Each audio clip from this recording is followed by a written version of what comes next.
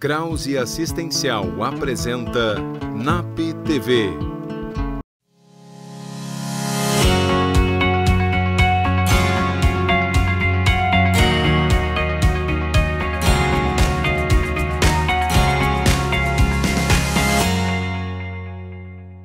No programa de hoje, vamos falar sobre fome emocional, com Josiane Pires. Sheila Flash questiona: para quem você trabalha? César Silva traz mais indagações no Minuto do Mentor de Negócios. Matheus Pacheco prossegue falando sobre amor. E é claro, a Jurema responde. Olá, eu sou o Thales Augusto Zene e você está assistindo o NAP TV. Para abrir o programa de hoje, a psicóloga Josiane Pires vai falar um pouco sobre fome emocional. De que forma alguns hábitos que nos acompanham desde a primeira infância podem impactar na nossa vida. Confira. Oi pessoal, como vai? Hoje eu vim conversar um pouquinho com vocês sobre fome emocional. Primeiramente, vamos voltar lá na infância, porque o assunto está extremamente ligado com a nossa infância, principalmente a primeira infância. Desde pequeno, nós somos culturalmente criados sempre numa troca de afetos por alimentos, né? Já dizia o autor, a Salles, que a boca, indiscutivelmente, é o que media o contato do bebê com o outro e com os outros, né? No caso, então, mãe, pai, todo mundo. A boca é a fonte de comunicação desse bebê, né? E durante toda a fase oral, é através da boca, então, que essa criança vai se comunicar. Mas eu pergunto, será que esse choro é sempre de fome? Muitas vezes, assim, cabe à pessoa que está alimentando essa criança, ou até mesmo esse bebê, né? No caso, 90% das vezes é a mãe que amamenta, ou algum outro responsável amamentando, é perceber o choro do bebê. E se alternar em condutas de espera também para esse bebê, para que o bebê também em alguns momentos frustre. E mais do que isso, esse adulto também precisa às vezes frustrar, para aprender a entrar numa sintonia, a uma coerência de como vai esse choro, né? Porque esse choro pode ser de cólicas, esse choro pode ser de frio ou de calor, de temperatura, não é mesmo? Esse choro pode ser para chamar a atenção única e exclusivamente daquele adulto, né? E o que acontece? Na maioria das vezes, principalmente de novo, na primeira infância, com um bebê, ele chora e se entende que ele está com fome. Então, ele aprende que chorando, ele ganha o seio. O que acontece anos mais tarde ali, pré-adolescência, adolescência? Tudo o que acontece, ele vai entender que o alimento também vai sanar. Ele vai estar triste, vai comer. Vai estar muito alegre, vai comer para comemorar. Vai se frustrar por algum motivo, vai comer para sanar. Vai estar ansioso, vai comer também por isso.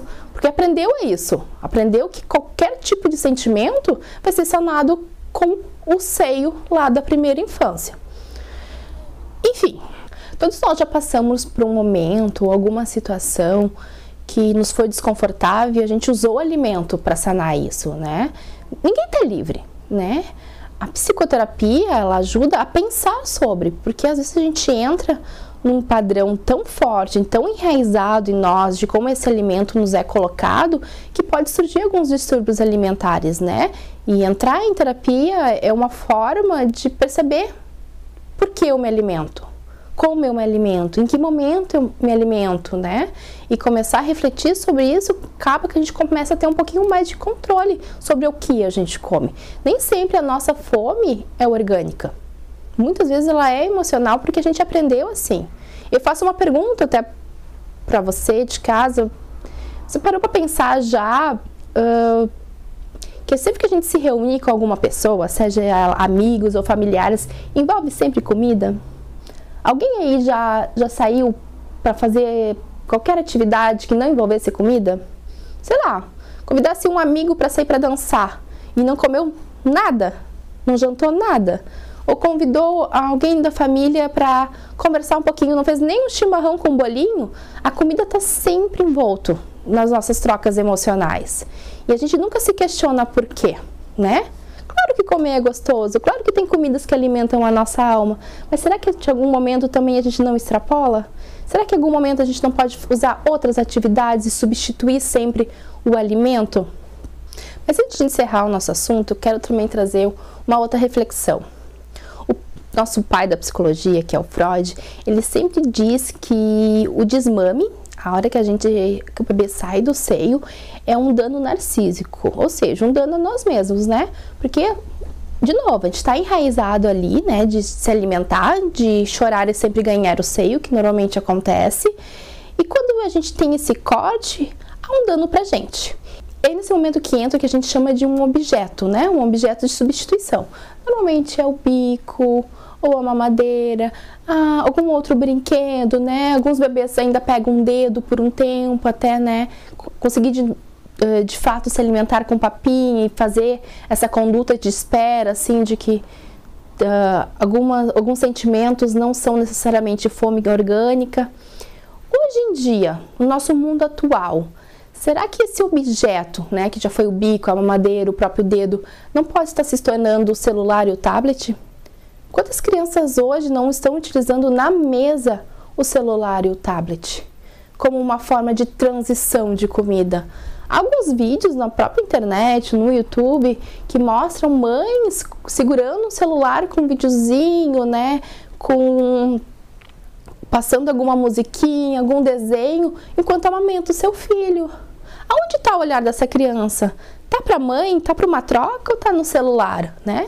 Como a mãe vai perceber se o bebê realmente está com fome, se ela realmente está alimentando esse bebê, ou está ali somente passando um tempo com ele, né? Porque ele está passando um tempo, na verdade, com o celular.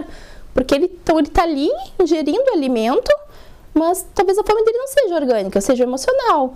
Será que um colo bem dado, um olhar, um olho no olho, um carinho não resolva isso? Será que era preciso sempre o peito?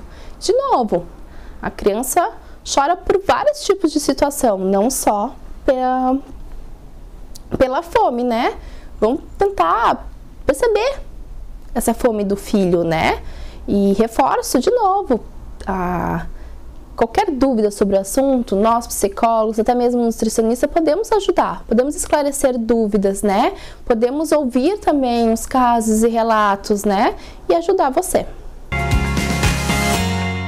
Matheus Pacheco chega à sua penúltima série sobre os tipos de amor. Não perca, roda a matéria. Olá, hoje eu quero falar com você sobre a forma mais divertida de amar, o amor-diversão. Essa forma de amor é a forma provavelmente a mais descontraída desse sentimento. O amor-diversão, ele é leve, ele é descontraído e ele é também muito rápido. Ele tende a não durar. Diferente de todas as outras formas de amor, ele se dá no momento presente e depois daquele momento ele já não existe mais.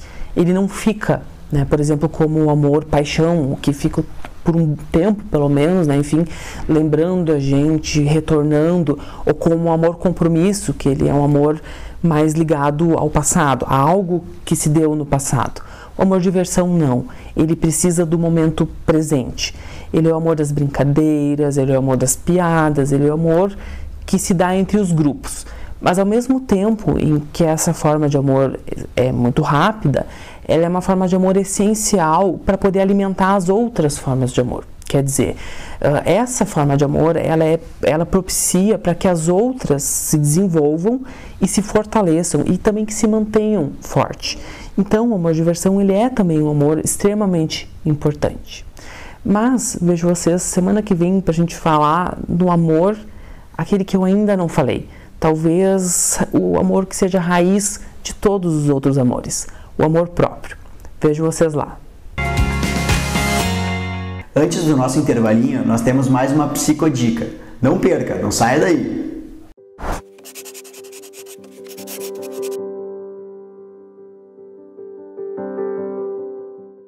E a psicodica de hoje é do filme The Fundamentals of Caring, que relata a história de um menino que tem limitações, que tem uma deficiência, e o seu cuidador. Ele é baseado nos fundamentos do cuidado, mas além da teoria dos fundamentos do cuidado, esse filme fala da relação entre os dois, e essa rica relação que se estabelece entre o adolescente e o seu cuidador. Limitações todos têm, cada um com a sua, o menino tem as suas, o cuidador também tem, mas eles conseguem superar essas limitações e estabelecer uma relação de cuidado, amizade e com certeza de amor e afeto. Então esse filme, ele fala dessa relação que a gente pode ter com o outro e acima dos sofrimentos, acima dessas dificuldades que vão se colocando, dessas limitações, ter sim um olhar cuidadoso, um olhar amoroso para com o outro.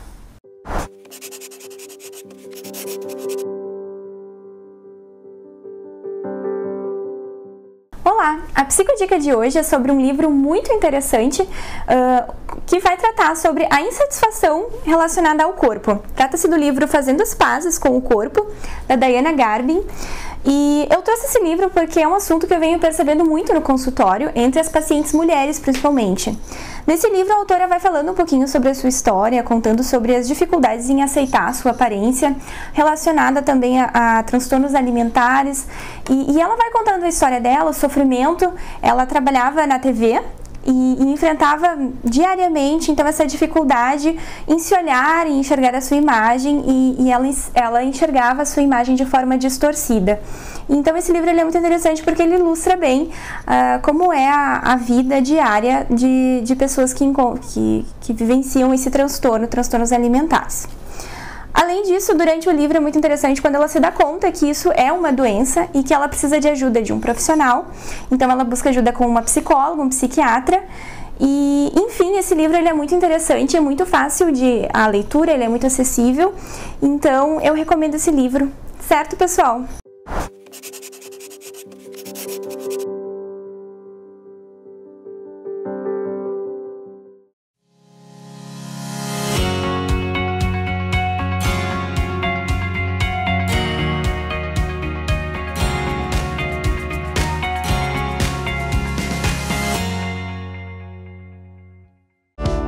Exatos, uma empresa com os olhos voltados para o futuro, onde solidez e inovação caminham lado a lado, oferecendo através dos serviços contábeis os instrumentos necessários para a administração e a tomada de decisões estratégicas. Em constante evolução, com agilidade, transparência e respeito ao cliente, a Exatos atua em um amplo portfólio de serviços de gestão, formada por profissionais com vasta experiência nas áreas empresarial, contábil, fiscal, tributária e trabalhista. É comprometida com a ética e a evolução do seu negócio e motivada pela excelência. Engajada em diversos programas de qualidade, a Exatos mantém como filosofia a parceria no dia a dia com as empresas, não se restringindo apenas a cumprir burocraticamente os trâmites da contabilidade convencional, mas sim busca a atualização constante e os melhores métodos para o crescimento eficiente e econômico dos seus clientes. Através de ações estratégicas de mercado, a Exatos passou a ampliar a sua estrutura, atendendo atualmente a empresas de várias cidades. Além disso, implementa diariamente práticas sustentáveis no seu dia a dia, gerando benefícios que vão além da conscientização e da preservação do meio ambiente. Com uma equipe unida e determinada, a Exatos desenvolve e realiza diversas ações socioambientais que beneficiam a comunidade onde está inserida. Conheça a Exatos e saiba tudo o que ela pode fazer por sua empresa.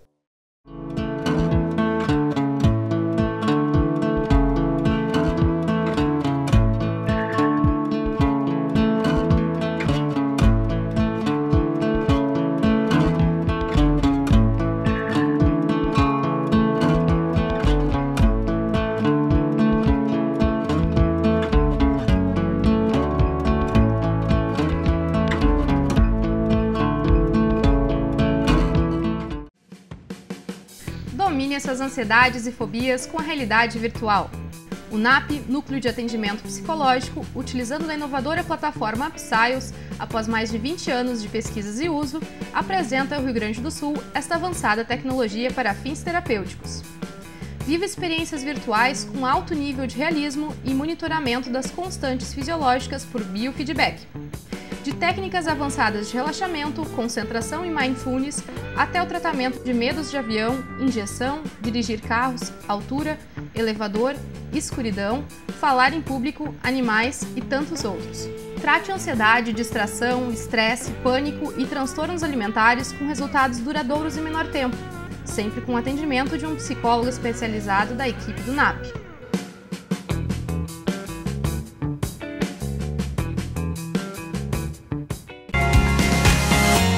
Então, gente, a gente está aqui para fazer um convite para vocês. Eu e o Matheus vamos estar falando sobre relacionamentos tóxicos, paixão, ciúme e violência. Então, 13 de agosto, às 20 horas, e todos são nossos convidados e convidadas. A gente vai falar também sobre ciúmes. E será que existe ciúme saudável? E quando que ele começa a se tornar tóxico? Esperamos vocês lá.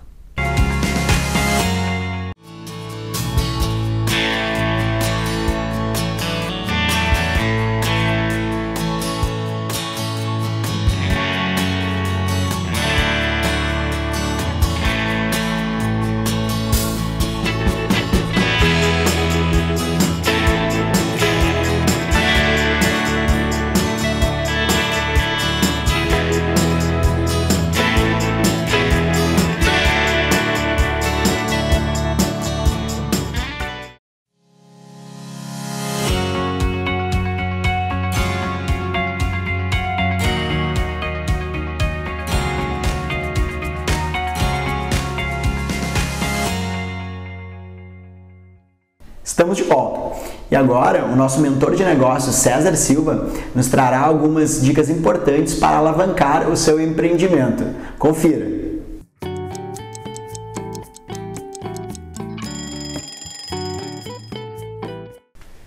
Olá, empresário, olá, empreendedor.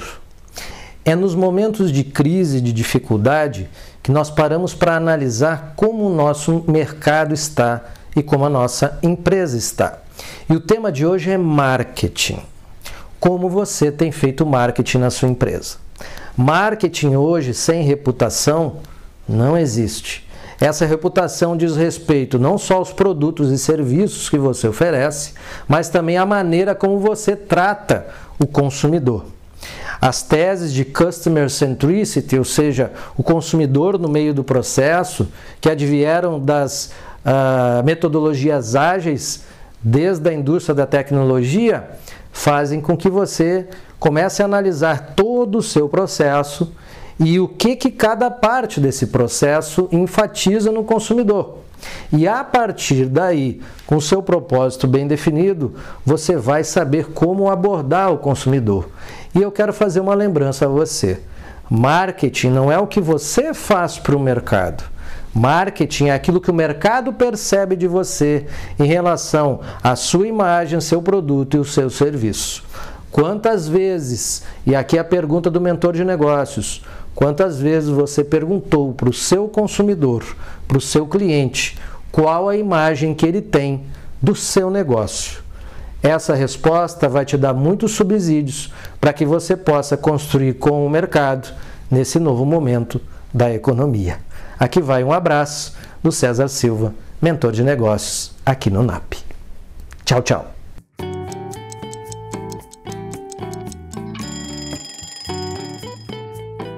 E já que estamos falando sobre o mundo de negócios, sobre trabalhos, sobre empregos, trago uma pergunta importante para vocês. Para quem você trabalha? A psicóloga Sheila Flash vai ajudar vocês com essa reflexão. Confira! Olá! Hoje o meu tema inicia com uma pergunta. Para quem você trabalha? Eu acredito que um dos maiores erros, enganos que a gente pode cometer é a gente achar que a gente trabalha para a empresa, para uma empresa, né? A serviço de uma empresa. Claro, trabalhamos em uma empresa, em uma organização, como troca, recebemos o nosso salário, né? A nossa remuneração, mas pensar unicamente que o nosso trabalho é para uma empresa, ele nos limita, né? Ele nos faz com que a gente deixe de dar o melhor que a gente tem para a gente, né? Quando a gente se limita como sendo trabalho só para uma empresa, a gente não observa os ganhos que nós temos, ganho em experiência, né? o ganho em fazer algo para as outras pessoas, né? A gente deixa de observar o impacto que o nosso trabalho causa, tanto para a organização onde nós trabalhamos, quanto para as outras pessoas, os clientes, colegas de trabalho. Nós temos um potencial sempre muito grande. E essa percepção limitada de que nós trabalhamos pontualmente só em troca de um salário, ela nos pormenoriza muitas vezes. Ela não permite, essa percepção não permite que a gente evolua, que a gente cresça, que a gente veja que os nossos ganhos, na realidade, eles são ilimitados, porque não se restringe só ao ganho financeiro, né? Ele é maior no sentido de que é a nossa realização, né? A gente pode não amar tudo, fazer tudo que a gente ama, mas a gente pode amar aquilo que a gente faz. Então, muitas vezes a gente fala, vamos vestir a camiseta da empresa, né? A camisa da empresa, o que que isso significa? É a gente se dar conta que tem muito mais que a gente pode fazer. E às vezes a gente faz só aquilo que nos é solicitado. Então, a gente acaba tendo uma visão micro, né? Um olhar muito pontual em relação àquilo que a gente faz. Quando a gente expande o nosso olhar, expandindo sim a possibilidade de crescimento, de aprendizado, de experiência, a gente passa a ter um olhar macro. Então, a gente olha as possibilidades ao nosso redor, a gente olha para a empresa como se ela fosse nossa, né? E a gente faz pela empresa o que a gente gostaria que fosse feito se a empresa fosse nossa. A nossa conduta muda, né? Por isso a expressão do vestir a camisa da empresa é o comprometimento, é o compromisso que a gente tem com essa organização, só que com outro olhar, com um olhar de compromisso e comprometimento conosco mesmo, com a gente se dedicando e sendo uma pessoa melhor a cada trabalho, a cada atividade que a gente desenvolve, tendo orgulho daquilo que a gente faz, tendo prazer naquilo que a gente faz e se dando conta do impacto que um bom trabalho pode gerar. E chegou o momento mais divertido do programa, o Jurema Responde. Veja o que ela irá aprontar hoje.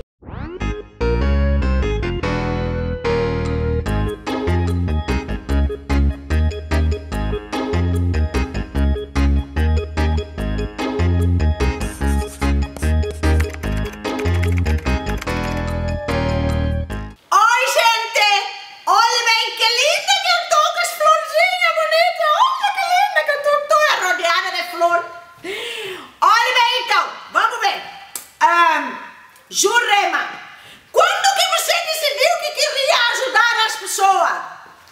Acho lindo isso que você faz. Eu também quero fazer algo de ajudar as pessoas, sabe? Trabalho voluntário, talvez, alguma dica? Algum lugar para me voluntariar? Voluntariar. Ah, tá. Também me manda essas perguntas, essas palavras difíceis. Mas a pergunta principal é essa. Por que você ajuda os outros? Você botou um monte de perguntas numa só. Você também gulosa, você também, né? Botou tudo junto numa só. Então vamos lá. Quando que você decidiu que queria ajudar as pessoas? Tu sabe que essa história de ajudar as pessoas, assim, que assim, nunca pensei assim que eu ia fazer isso. Você sabe que tava lá eu na minha casa cuidando dos meus filhos, fazendo as comidas, cuidando do Eusébio. Não que eu não cuido do Eusébio mais, né? Eu cuido, né? Porque o homem sempre tem que cuidar um pouquinho, né? Então, o que acontece? Aí, a minha filha começou a conversar comigo sobre psicologia. E aí eu comecei a ver como é que ela ajudava as pessoas na psicologia. Mas aí não dava mais tempo de eu fazer uma faculdade de psicologia. Aí o que eu resolvi? Resolvi eu fazer essas perguntas, perguntar pra minha filha e eu responder pra vocês. Porque minha filha não quer ficar fazendo esses canais no YouTube, minha filha não quer ficar fazendo esses programas assim de ficar respondendo perguntas. Então eu fico respondendo pergunta. Agora tu aí que perguntou, trabalho de voluntário, você sabe que tem um monte de lugar aí que dá pra fazer trabalho voluntário. E tu sabe que para a saúde emocional, a gente se voluntariar, ser voluntário, é isso aí. É muito bom para a saúde emocional. Ajudar os outros dá uma satisfação. Tô meio enrolada nas palavras hoje. Uma satisfação incrível para a pessoa. Então assim, ó, procura que tudo que é lugar que tem por aí, tem um monte de lugar precisando de alguém que vai lá ajudar, tá? Então eu faço isso porque isso faz bem para mim. Ajudar o outro faz bem pra gente mesmo, tá bom? Então tá!